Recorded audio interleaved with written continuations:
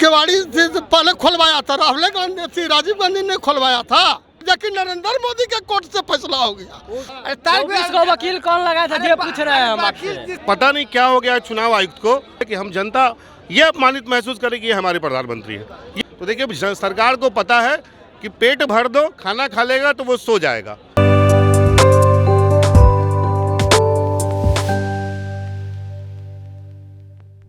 नमस्कार, मैं बीना और आपका स्वागत करती हूं हमारे चैनल बिहान इंडिया में। 2024 लोकसभा चुनाव की तारीख काफ़ी ज़्यादा नज़दीक आ गई है और ऐसे में पक्ष और विपक्ष दोनों ही चुनावी मैदान में उतर चुके हैं। दोनों ही चुनावी रैली को संबोधित कर रहे हैं और एक दूसरे पर आरोप प्रत्यारोप का खेल इन दोनों के बीच जारी है। और इसी बीच अभी हम जनता के बीच जानने के लिए मौजूद है कि इन लोगों के आरोपों से उनकी क्या राय है। तो आइए जानते हैं जनता से उनकी मन की राय।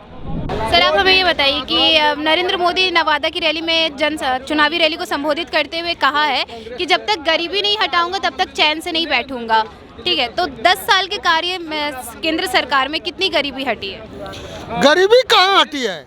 जैसे का तैसे है, जैसे का तैसे है। गरीबी हटा कहाँ? गरीब हटते जा रहा है, इनसे गरीब हटते जा रहा है। अब ये जो है अभी न ये गरीबों की सरकार है, न मध्यम वर्ग की सरकार है, ये पूंजीपतियों की सरकार है, अमानी अडानी की सरकार है। एक तरफ पे रेलवे को बेच रहा है, एरोड्राम बेच रहा है, सारे चीज को प्राइवेटकरण किया जा रहा है। रोजगार को 2 करोड़ रुपया जो है ये देने, 2 करोड़ नौजवानों को नौकरी देने की ये गारंटी लिए थे। ये 5-10 साल में कितने लोगों को गारंटी दिए, कितने रेलवे में बहाली निकला, और सब केंद्र सरकार का जो भी कार्यालय है उसमें कितना बहाली निकला। लेकिन जब यहाँ महागठबंधन की सरकार बिहार में बनी, 17 महीने में तेजस्वी ने जो व्रत लिया था कि हम 10 लाख नौजवानों को जो है नौकरी हम देंगे, हाँ, वो 17 महीने के कार्यकाल में कम से कम 5 लाख लोगों को नौकरी दिया। इसलिए हम लोग जो है मोदी जो है सिर्फ जो है भक्त राम के नाम पर, अरे काम किया हो तो काम नहीं गिनाओ, राम का नाम क्या लेते हो? लेकिन मोदी जी ने ऐसा कहा है ना कि राम मंदिर के जो विरोधी है, जहाँ पूजा करेंगे ना, खाली गोदी मीडिया वाला ओकरा दिखाएंगे कि वही हिंदू है, और सब क्या है? हिंदू नहीं है, सब है, वो दिखाने वाला हिंदू है। लेकिन ठीक है, ये तो बताइए, ये तो बात सच है ना कि नरेंद्र मोदी ने जनसभा में संबोधित करते हुए कहा था कि जो राम मंदिर के विरोधी है इंडिया गठबंधन, उसे एक बार भी वोट नहीं जाना चाहिए। तो किसने जो है केवाड़ी से पहले खुलवाया था राहुल गांधी थी, राजीव गांधी ने खुलवाया था कि वही खुलाया था। आज सुप्रीम कोर्ट का जो है केस सुप्रीम कोर्ट में चला गया, सुप्रीम कोर्ट ने फैसला दिया कि नरेंद्र मोदी के कोर्ट से फैसला हो गया, उनके केंद्रीय मंडल से मंदिर बन गया था।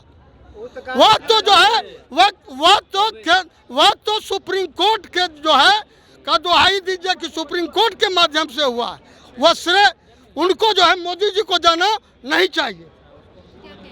बोल रहे हैं कोर्ट बनवाया था, 24 को वकील किसने लगाया था? 24 वकील किसने लगाया था? किसने? वही तो पूछ रहे हैं। सबने जो अपना तर्क देता है। तो 24 को वकील कौन पार्टी लगाया था जो पूछ रहे हैं? से जो है सभी को न्यायपालिका में जो है अब बात बदल रहे हैं, अधिकार है। तो आप देखिए अब खुद बात बदल रहे हैं, तो डिबेट थोड़ी होगा। उनके सवालों का जवाब नहीं दिए, इन्हें शिकायत। हाँ, जज के वकील के लगावेगा, वही लगावेगा ना, जिसका सरकार है वही लगावेगा ना। हाँ, सरकार किसका भी है, जवाब दो उसका। इसको वकील कौन लगाया था ये पूछ रहे हैं हम आपसे। जिसका सरकार है वही लगावेगा, दूसरे को अच्छा, लगावेगा। अपोजिशन माने एक साइड से वकील रहेगा, दूसरे साइड से वकील नहीं रहेगा। जिसका सरकार रहेगा उसी का पावर रहेगा। इनको पता नहीं है, कितना दे रहे हैं माइक, पता नहीं कुछ तो कहे ला पूछ रहे हैं।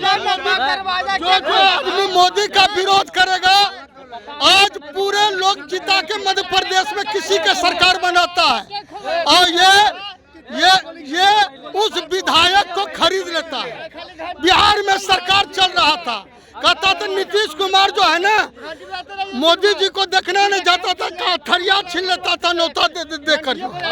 हाँ, लेकिन कुर्सी का ऐसा लोभ है कि आज 39 सीट जीता हुआ था मोदी जी। हाँ? नीतीश कुमार ने प्रधानमंत्री नरेंद्र मोदी का पैर भी छुआ है नवादा की रैली। नीतीश कुमार प्रधानमंत्री नरेंद्र मोदी के पैर छुए इस बार नवादा रैली में, क्या कहेंगे इस बार? ये बिहार के लिए गरिमा धूमिल करने का काम किया है। नीतीश कुमार तो पलटू राम है, अब लोग इस पर विश्वास नहीं करता है। और जितना तीर छाप खड़ा है ना, उसमें जो है 2 ठो जीत जाए तो बहुत है, 2 गो भी जीत जाए तो बहुत है। नहीं पता रहा इसलिए इस बार राहुल गांधी देश का प्रधानमंत्री बनेगा, हम उसको समर्थन करते हैं। एक तरफ तेजस्वी यादव कहते हैं कि रोजगार की बात नहीं है, स्वास्थ्य की बात नहीं है, पलायन की बात नहीं है बिहार में, और 400 पार की बात कर रहे नरेंद्र मोदी, क्या कहेंगे? 400 का क्या आएगा? जैसे नीतीश कुमार भाषण में नहीं कह दिया कि 400 बोले मोदी जी और नीतीश कुमार बोले 4000। हाँ, तो 400 को नीतीश कुमार 4000 बना दिए। हाँ, तो इस बार मोदी जी 150 तक आते आते सिमट जाएगा। मोदी जी को जाना है और देश को बचाना है और राहुल गांधी को लाना है, यही संकल्प है। राहुल गांधी ने जो अपना मैनिफेस्टो जारी किया है उसमें प्रधानमंत्री नरेंद्र मोदी ने मुस्लिम लीग की छाप बताई है, तो आप हमें ये बताइए कि मुस्लिम लीग की छाप कहाँ है मैनिफेस्टो में? देखिए, कहीं कुछ नहीं है, सिर्फ और सिर्फ ये चुनावी जुमला है। एक सरकार का परम कर्तव्य ये होता है कि वो देश के हित में फैसले ले, देश के लिए सोचे, शिक्षा पे काम करे, स्वास्थ्य पे काम करे, रोजगार पे काम करे, ना कि उनके मैनिफेस्टो में क्या था मुद्दा। ऐसा तो कांग्रेस भी उन पर टीका टिप्पणी कर सकती है कि आपने भी मैनिफेस्टो दिया था, उस मैनिफेस्टो में आपने कितने कार्य किए, तो वो चीज़ है। आज नरेंद्र मोदी जी जहाँ जा रहे हैं, या तो मंदिर की बात कर रहे हैं या मुस्लिम लीग की बात कर रहे हैं। जो चुनाव आयोग के गाइडलाइंस में ये साफ लिखा हुआ है कि आप किसी धर्म, मजहब, जाति को नहीं उठा सकते इलेक्शन में। तो पता नहीं क्या हो गया चुनाव आयुक्त को कि कल गया था कंप्लेन के लिए, तो उनका ये चीज़ दिखता नहीं उनको। तो इनसे पता चलता है कि जो भी हमारे चुनाव आयुक्त हैं मिस्टर राजीव कुमार जी, इस तरह का फैसला देश हित में न ले आप, ठीक है, ये गलत है। आप ही ने गाइडलाइंस जारी किया है और प्रधानमंत्री खुले मन से बोल रहे हैं धर्म की बात, मजहब की बात, जाति की बात, तो ये चीज़ गलत है। आप इस पे रोक लगाइए। एक जनता होने के नाते, हाँ, अरुण गोविंद जी कल मेरठ में राम जी का फोटो लेके, ये क्या है? तो मतलब प्रजातंत्र को कुचला जा रहा है। और जो भी जनता बीजेपी के सपोर्टर इस चीज़ को भूल रहे हैं कि कहीं ना कहीं नुकसान उनका भी हो रहा है, नुकसान हमारा भी हो रहा है, क्योंकि हम लोग जनता हैं। नेता कल भी फ्लाइट से उड़ते थे, परसों भी फ्लाइट से उड़ेंगे और आने वाले वक्त में भी उड़ेंगे। रहना हम लोग को ज़मीन पे है, लेकिन हम लोग क्या हो गए हैं, सपोर्ट के कारण अंधा हो गए हैं, दिख नहीं रहा और रियलिटी नहीं दिख रहा है हम लोग को। तो ये समस्या है। तो जितने भी लोग हैं हमारे, मैं उनसे भी विनती करना चाहता हूँ कि आप पहले सच को जानो और सच के साथ चलो, तब किसी दल का सपोर्ट करो आप।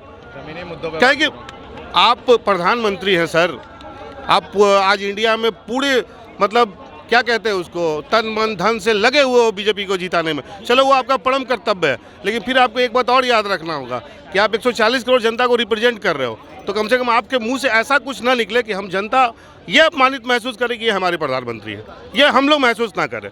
तो उनसे भी मेरी विनती है और चुनाव आयोग से भी विनती है। सवाल करें आप। एक और सवाल है कि बिहार में तो नीतीश कुमार ने जातीय जनगणना के बाद आरक्षण का कैप बढ़ा दिया है, तो जब अब कांग्रेस 50% आरक्षण बढ़ाने का वादा कर रही है सरकार से और वो बोल रही है कि अगर हमको सरकार में लाया जाएगा तो हम 50% आरक्षण बढ़ाएंगे, तो जेपी नड्डा अब सवाल क्यों कर रहे हैं कि किस कम्युनिटी का बढ़ाएंगे, किसको बढ़ा के देंगे? क्या देश में बढ़ना नहीं चाहिए? जिस दिन से कांग्रेस ने अपनी मैनिफेस्टो जारी किया, उस दिन से पता नहीं बीजेपी वालों को क्या हो गया है, वो तरह तरह की बातें करने लगे हैं। हाँ, आपने सवाल किया कि कहाँ से देंगे, क्यों करेंगे, ऐसे करेंगे, वैसे करेंगे, तो मैं आपको कुछ महीने पहले बिहार ले चलना चाहता हूँ। जो हमारे माननीय मुख्यमंत्री जी कहा करते थे कि तेजस्वी जी नौकरी कहाँ से दोगे, अपने बाप के यहाँ से पैसा लाओगे, तो तेजस्वी यादव ने वो करके दिखाया। तो जिस दिन सत्ता में इंडिया गठबंधन की टीम आ जाएगी, कोई भी प्रधानमंत्री बने, जब वो बन जाएंगे, अगर 6 महीना 1 साल भी कार्यालय बीतेगा और अगर वो अपने वादे पे पूरा नहीं होंगे, तो मैं आपके खुले मन से बोल रहा हूँ कि मैं उनका विरोध करूँगा। जो आज मैं उनका सपोर्ट कर रहा हूँ, मैं जनता होने के नाते कल उन्हीं का विरोध करूँगा, क्योंकि अगर आप अपने बात से पलटते हो तो जनता होने के नाते मेरा ये अधिकार बनता है कि आपको हम दिखाएं, आपको आईना दिखाएं, क्योंकि आपको राजनीति करनी है, आपको सत्ता में रहना या नहीं रहना है, पर हम जनता डिसाइड हम करेंगे। तो इसलिए आने दीजिए वक्त, इस सारे सवाल का जवाब जब सत्ता में जो बैठेगी नहीं देगी तो हम जनता होने के नाते फिर आवाज़ उठाएंगे। हमारे देश की अर्थव्यवस्था पहले 10 साल पहले कहाँ थी और 10 साल के बाद कहाँ है? दूसरा, अगर सब कुछ आपने बढ़ा ही दिया था तो फिर फ्री में 81 करोड़ लोगों को अनाज देने की ज़रूरत क्या थी? कहीं ना कहीं वो मतलब कहते हैं किसी काम के नहीं है, अनाज पे निर्भर है। तो देखिए सरकार को पता है कि पेट भर दो, खाना खा लेगा तो वो सो जाएगा, फिर उठेगा, फिर खाएगा, फिर सो जाएगा, तो ना वो बोलेगा ना कोई सुनेगी, मेरा कार्य मजे में चलता रहेगा। तो ये अलग अलग है, ठीक है ना। हम सभी यंग हैं, हमें अगर कोई बोलता है तू हिंदू है तो इसमें कट्टरबाजी होता ही है। हम पहली बार दिमाग से पहले ये चीज़ निकालें कि हम क्या चीज़ हैं, सबसे पहली मुद्दा है। अगर सोचे, फिर हर जाति की, मैं ये नहीं बोल रहा हूँ हिंदू मुसलमान सिख ईसाई कोई भी हो, सबसे पहले हम क्या इंसान हैं, कट्टर इंसान बनना चाहिए पहली बात। अगर हम कट्टर इंसान बन गए तो ये जो भी जाति पाति ये जो पॉलिटिशियन चल रहा है ये सब जो है ना ज़ीरो है, हम लोग के सामने सब ज़ीरो हो जाएगा। अगर हम जाति पाति सब उखाड़ के फेंक दे तो ओनली इंसान, बेस्ट ह्यूमैनिटी ही एक पॉलिटिशियन है। और वही अगर बेस्ट ह्यूमैनिटी अगर आ जाए सभी में तो कोई पॉलिटिशियन सबसे। आपकी बात बहुत अच्छी है, मैं आपको गले लगाता हूँ तहे दिल से, लेकिन प्रॉब्लम क्या है, देखिए जो मीडिया ऊपर बैठा हुआ है ना और जो सत्ता में अभी सरकार है, मीडिया वाले कौन चला रहे पहले ये बताएं, मीडिया कौन चला रहे हैं? हम लोग चला रहे हैं ना, हम ही लोग उसको न्यूज़ दे रहे हैं, हम ही लोग बोल रहे हैं, हर चीज़ हम लोग दे रहे हैं, हम लोग उसके राह पे चल रहे हैं। ये कौन सी? हाँ बोलिए। आज प्रॉब्लम क्या है, सत्ता में जो लोग बैठे हुए हैं ऊपर वो इस चीज को लागू किए हुए, वो इस चीज को चलाते हैं और उसका सपोर्ट मीडिया करते हैं। पब्लिक बैठाते हैं ना सट्टा पे, या तो आप तो बात तो पब्लिक ही उसको सपोर्ट कर रहे हैं ना। मेरे भाई मेरे पहले बात तो सुन लो। हाँ बोलिए। कि युवा वर्ग है ये बच्चा, अब इसको दिन रात अगर किसी एक चीज को हम दिखाएंगे तो इसके दिमाग में चला जाएगा, उस चीज को सत्य मान लेगा। हाँ, मान लेगा। तो यही तो हाल मीडिया कर दिया इस देश का। बच्चा नहीं, ये समझ भी है उसके पास। सुनिए ना, सुनिए, एक मिनट, एक मेरी बात सुनो। जैसे 400 पार वाला र्यूमर फैलाया गया, 400 पार वाला तो सिर्फ र्यूमर है, र्यूमर। आरएसएस का सर्वे देखिए, उसमें 180 भी पार नहीं कर रही भारतीय जनता पार्टी, ठीक है। आरएसएस का जो सर्वे, आरएसएस का सर्वे सटीक सर्वे होता है, वो उनका इंटरनली सर्वे है। 400 पार वाला र्यूमर इसलिए फैलाया गया है कि लोग भ्रमित हो जाएं, लोगों के मन में ये चले कि इस बार मोदी जी 400 दूर दूर तक कोई पार्टी है ही नहीं, इंडिया गठबंधन का नाम ही नहीं है। पार्टी की बात नहीं, अरे मैं जो बात कह रहा हूँ वो सुनो, जो मैं बात बोल रहा हूँ वो सुनो। घुसी हुई है ना जाति पाति, वो बात किया हूँ मैं, पार्टी की बात ही ना अभी बोला हूँ मैं। सर आप हमें ये बताइए कि तेजस्वी यादव जो आरोप लगाते हैं कि भाजपा को पहले महंगाई डायन लगती थी, अब वही महंगाई उसको उन्हें महबूबा लगती है, क्या कहेंगे? सबसे पहले जो माननीय तेजस्वी यादव जी है, पहले वो अपने घर में झांक के देख ले, अपने जगह, अपने पार्टी को देख ले, अपने परिवार को देख ले। उन्होंने सिर्फ एक परिवार में सीमित हैं और वो ये नहीं चाहते हैं कि मेरे से आगे कोई ज़्यादा परिवार या कोई भी गरीब लड़का बिहार से आगे बढ़ के जाए। आप एग्जाम्पल में देख सकते हैं माननीय पप्पू यादव जी को, जहाँ पे पूर्णिया सीट एक ऐसी सीट थी, पप्पू यादव जी को दिया जाता महागठबंधन, हाँ हम बीजेपी के समर्थक हैं, लेकिन पप्पू यादव जी को दिया जाता तो पूर्णिया सीट महागठबंधन की चांस में थी कि निकल जाती, लेकिन उनको नहीं दिया गया। बीमा भारती को दिया गया, जो कि दोनों के लिए नुकसान होगी। तो तेजस्वी यादव जी अपना तो खुद राजनीतिक में है, अपने पूरे परिवार को राजनीतिक में लॉन्च करना चाहते हैं। आप परिवारवाद की जो बात कर रहे हैं यहाँ पे, तो आपको ये बता दें कि अभी जो पहला चरण का चुनाव है जिसमें गया, औरंगाबाद, जमुई और नवादा आ रहा है, तो इन चारों जगह पे एनडीए ने अपने परिवारवाद से ही प्रत्याशी उतारे हैं, तो क्या यहाँ पे परिवारवाद नहीं है? देखिए हर एक जगह का हर एक तरह का परिवारवाद होता है, परिवारवाद वहाँ भी है, भाजपा के अंदर भी परिवारवाद है, आरएसएस के अंदर भी परिवारवाद है, महागठबंधन में भी परिवारवाद है, लेकिन कहीं भी परिवारवाद होते एक सीमित समय पर होता है। किसी भी पार्टी में एक परिवार हावी नहीं होना चाहिए किसी भी पार्टी के लिए। तो लेकिन राजद के अंदर एक लालू परिवार जो है राजद पार्टी पे हावी है, कांग्रेस के अंदर गांधी परिवार जो है कांग्रेस के अंदर हावी है, लेकिन भाजपा के अंदर ऐसा नहीं है कि कोई एक परिवार जो है पूरे पार्टी पे हावी हो। और अगर आपको हमारा वीडियो पसंद आया हो तो हमारे चैनल को सब्सक्राइब, लाइक, कमेंट, शेयर करना ना भूलें और बेल आइकन दबाना भी ना भूलें। हमारे चैनल को फेसबुक, एक्स और इंस्टाग्राम पर भी जरूर फॉलो कर लें और अपना फुल सपोर्ट दें।